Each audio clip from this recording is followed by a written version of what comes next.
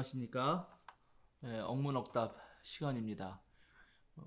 또 질문을 달아주신 분이 계셔서 제가 또 영상을 찍게 되었습니다. 우리 생명사랑교회 유튜브를 보시고 달아주신 분도 계시고 수요사경회를 보시고 달아주신 분도 계신데 어떤 거는 수요사경회에서 곧바로 답변을 드릴 수 있을 것 같고요. 또 어떤 거는 제가 이건 따로 우리 생명사랑교회 억문억답에서 답변 드려야겠다 생각이 드는 것이 있어서 오늘은 지난 수요사경회를 보시고 질문 달아주신 니토님이라는 분이 계셔서 그분의 질문을 하나 여러분하고 나눠보려고 합니다. 제가 일단 질문을 한번 읽어보겠습니다. 늘 수요사경회 재밌게 보고 있습니다. 어디서 질문 드려야 할지 몰라서요. 여기서 한 가지 여쭤봅니다. 성경에 주일 성수 하란 말씀 있나요? 우린 왜 주일 성수를 해야만 하나요? 안식일을 기억하여 거룩히 지키라는 말씀은 십계명에서 봤어요. 안식일이 주일로 대체되었다고도 하는데 언제부터 주일로 대체되었는지 궁금합니다. 예수를 마음에 믿으면서 평생 교회를 안 다니거나 혼자 신앙생활하면 안 되는 것인지요? 한 가지 상상을 해서 한문도 목사님이나 수요사경 하신 분들이 만약에 다 해외여행 가시다가 비행기 사고로 무인도에 각각 떨어졌다고 생각해 봅시다. 무인도에 떨어지기 싫어요. 그래도 어쨌든 게스트어웨이 같은 영화처럼 거긴 교회도 목사도 누구도 없어요. 죽을 때까지 혼자만 살다 죽어야 해요. 그런 경우는 주일 성수할 수 없잖아요. 다시 말해서 그런 구원과 상관이 있는지 궁금합니다. 전 그렇다고 구원파는 아닙니다만 요즘 대면 예배다 비대면 예배다 하고 말도 탈도 많은 것 같은데 그런저런 거 다 떠나서 일주일에 한 번씩 꼭 교회를 다녀야 하는 건지 목사님들은 꼭 주일 성수를 해야만 한다고 하시던데 그것이 우리의 구원과 상관이 있을까요? 예, 이게 질문입니다. 꽤 길죠? 이 질문에 사실 여러 가지 질문이 있습니다. 크게는 주일 예배의 문제, 주일 예배가 무엇인가 하는 주일 예배에 대한 정의의 문제이고 그것이 이제 그 구원과 관련이 있는가 하는 문제 그리고 안식일을 기억하여 거룩히 지키라는 말은 성경에 있는데 주일 성수라는 말은 과연 성경에 있는 것인지 뭐 등등 그런 질문들이십니다. 일단 쉬운 것부터 이제 거꾸로 하죠. 그 주일 성수와 구원의 문제는 사실 별 상관이 없습니다. 한국의 많은 교인들이 구원에 관해서 정말 관심이 많으신데 구원의 주체는 하나님이시니까 하나님이 하시도록 그냥 좀 이렇게 뭐랄까 하나님께 맡기시고 우리는 우리가 이제 해야 할 일을 하면 되죠.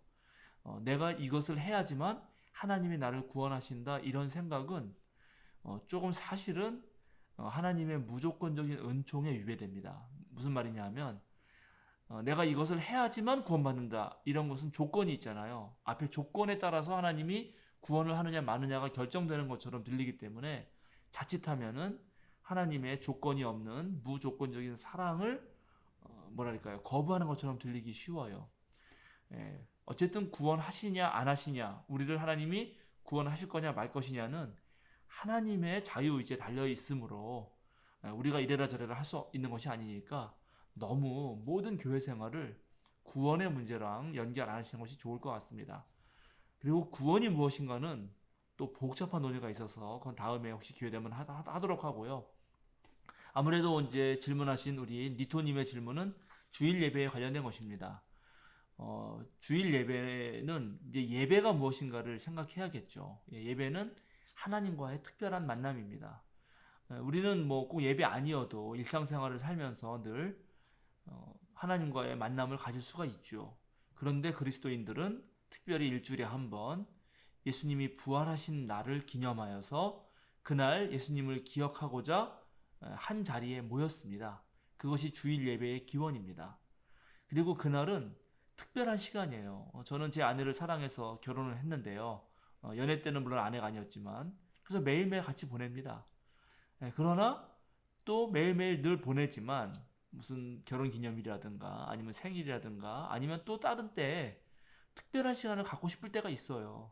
더 진지하게 좀 삶을 나누고 싶고 애들 다 어디 할머니 댁에 맡기고 우리들만의 시간을 보내고 싶을 때가 있거든요. 그런 특별한 시간이 필요하죠. 원래 사귐은 그런 것입니다. 예배는 기본적으로 하나님과 만나는 사건인데요. 하나님과 만나서 내가 하나님에게서 주신 그 지혜의 말씀과 또 예수님의 성찬 사건을 통해서 보여주신 사랑을 통해서 변화받아서 다시 세상으로 나아가는 그 사건이 예배입니다. 그래서 그 예배는 무척 중요하고 하나님과 특별히 만나는 시간을 갖는 것은 중요합니다. 그것을 이제 구약에서는 하나님께서 특별히 안식이라는 걸 제정하시고 창조의 완성이자 하나님 다른 모든 노동에서 손을 떼고 온전히 하나님과만의 대면을 하고 또 몸을 쉬게 함으로써 특별한 만남을 갖게 되었고요. 그것이 십계명에 나온 것은 여러분 다 아신다고 하고, 그것이 주일 예배로 대체된 것은 초기 그리스도인들은 온전히 예수님을 통해서 하나님을 알게 됩니다. 그런 초기 그리스도인들의 신앙 경험이라고 하는 것은 구약 성경을 통해서 알던 하나님이 아니라 한 명의 인격으로 오신, 특별히 그분의 가르침과 그분의 사역 속에서 또 그분과 먹고 마시고 자면서 일상생활을 하면서 느꼈던 그 놀라운 체험 때문에 예수님을 잊을 수가 없었고, 그 예수님을 통해서 느꼈던 하나님의 사랑을 이들은 도저히 배신할 수가 없었습니다. 그러니까는 그 기억 때문에 모이기 시작합니다. 그런데 왜 일요일날 모이냐? 그건 로마 제국이 일요일날 쉬었기 때문이고요. 원래는 안식일 저녁, 그러니까 이제 유대인들은 저녁부터 그 다음날 아침까지가 저녁부터 하루가 시작되거든요. 저녁부터 저녁까지가 하루예요. 그러니까 안식일 마치는 그 저녁, 그때 모였어요. 그때 이제 그 가난하고 노예고 뭐 이런 사람들이 다 와야 되기 때문에 일을 마치고 저녁에 모이는 거죠. 근데 바로 그때가 이제 안식 후 첫날이 되는 거죠. 그리고 그때 예수님이 부활하셨습니다. 그러니까 예수님이 부활하신 날을 기념해서 그 예수님을 이제 주님이라고 부르고 주님의 날이라고 기억하면서 주일이라고 부르게 된 것이고, 이제 유대인들은 토요일 날을 안식일 날 지키고, 그리고 그들은 뭐 예를 들어서 월요일 날 목요일 날 금식하는데, 이제 그리스도인들은 유대인들과 구별하기 위해서 주일 날 모이고 수요일과 금요일에 바로 금식을 하게 됩니다. 뭐 이런 식으로 자신들만의 그리스도교 공동체의 예식과 예전을 만들어 갑니다. 그래서 주일이 무척 이들에게는 중요한 모임이 되었던 것이 사실입니다. 그리고 주일에 가장 기억해야 할 것은 예수님의 삶을 기억하는 것이고, 그 예수님의 삶을 기억하면서 그 안에 담겨 있던 하나님의 사랑과 하나님의 뜻을 느끼고 만나는 것입니다.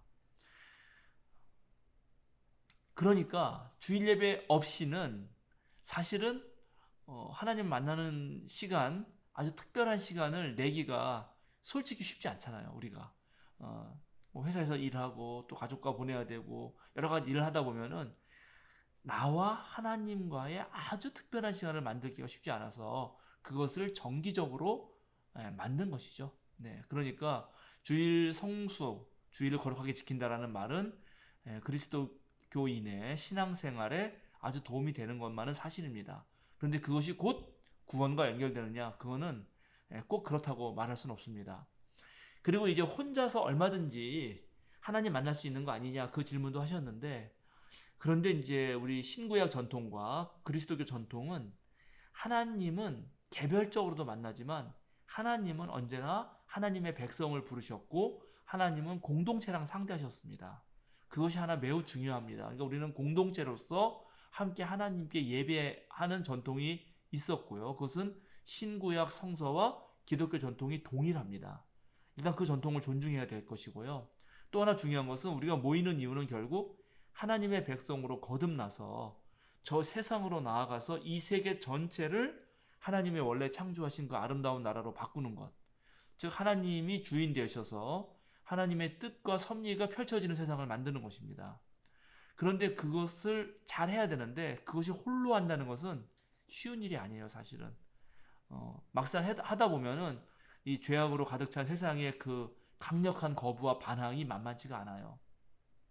세상에 하나님 뜻대로 살고자 하는 사람도 있지만 하나님의 뜻을 전면으로 거부하고 자기의 욕심대로 거만하게 때로는 방종에 가까울 정도로 자기 멋대로 살려고 하는 그런 사람들도 많이 있습니다. 남을 지배하려고 하고 자기 이익을 위해서 전쟁도 불사하는 사람들이 있어요.